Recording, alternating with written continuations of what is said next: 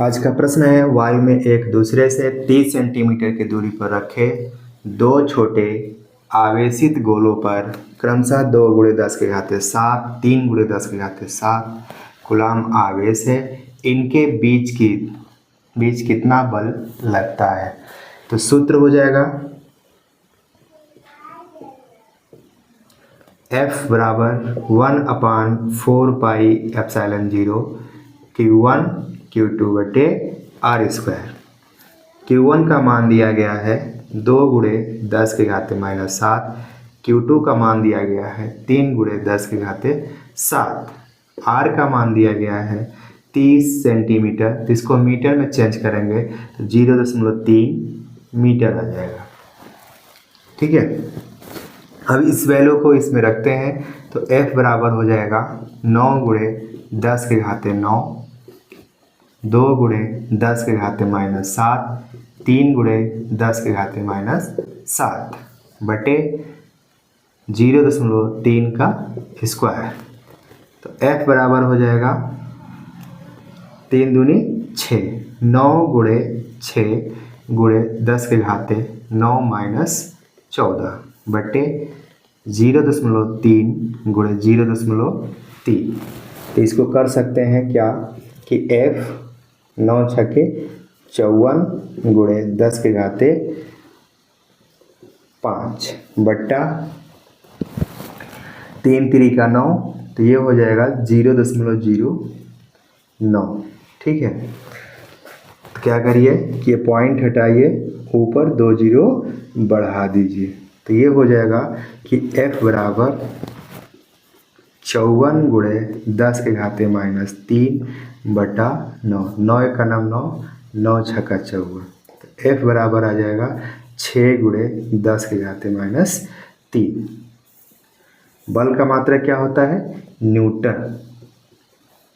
ठीक है, प्रश्न समझ में आ गया हो तो इस प्रश्न को नोट करिए, फिर हम अगला प्रश्न बताएंगे।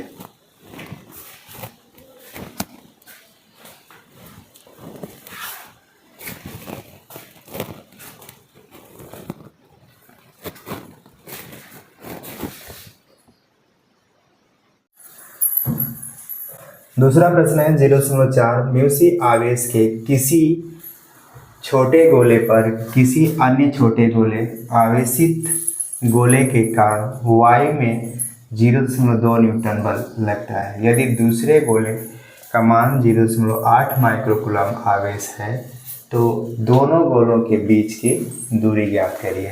सॉल्यूशन करते हैं। मान दिया गया है Q1 का मान है 0.4 माइक्रोकूलम, तो चेंज करेंगे तो 0.4 × 10⁻⁻6 कूलम हो जाएगा। Q2 का मान है 0.8 माइक्रोकूलम, तो इसका हो जाएगा 0.8 × 10⁻6। बल दिया गया है 0.2 न्यूटन। ठीक, और ε0 का मान होता है 1/4π ε0 का मान होता है 9 × 10⁻⁹। ठीक है, अब बल का सूत्र लिखेंगे। F बराबर 1/4πε0 Q1 Q2/r²। यहाँ से R को, क्योंकि मुझे इस प्रश्न में दूरी ही ज्ञात करनी है तो मुझे क्या करना होगा कि R को सेपरेट करना होगा। तो r² बराबर 1/4πε0 Q1 Q2/r²। ठीक है, वैल्यू रखते हैं तो वैल्यू क्या हो जाएगा, देखिए यहाँ से लिखते हैं।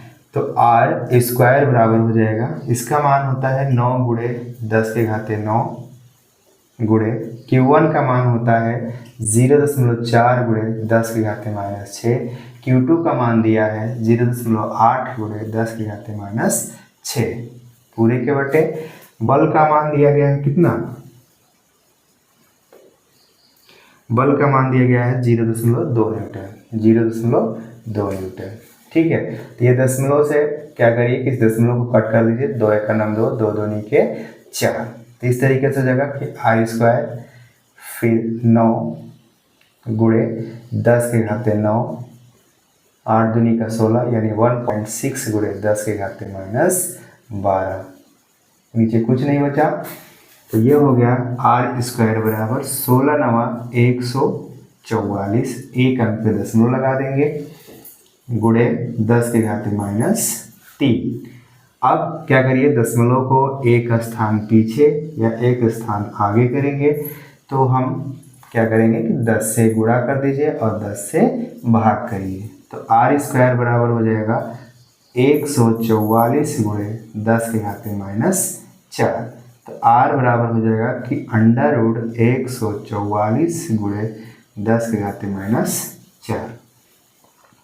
अतः आर बराबर हो जाएगा 12 गुणे 10 के घाते -2 मीटर। ठीक है, इस तरीके से आर बराबर हो जाएगा 12 सेंटीमीटर। ठीक है, ये आपका क्वेश्चन नंबर ए का आंसर हुआ। ठीक, आप नोट कर लीजिए, फिर हम क्वेश्चन नंबर 2 का सलूशन बताएंगे कि क्या होगा। ठीक है,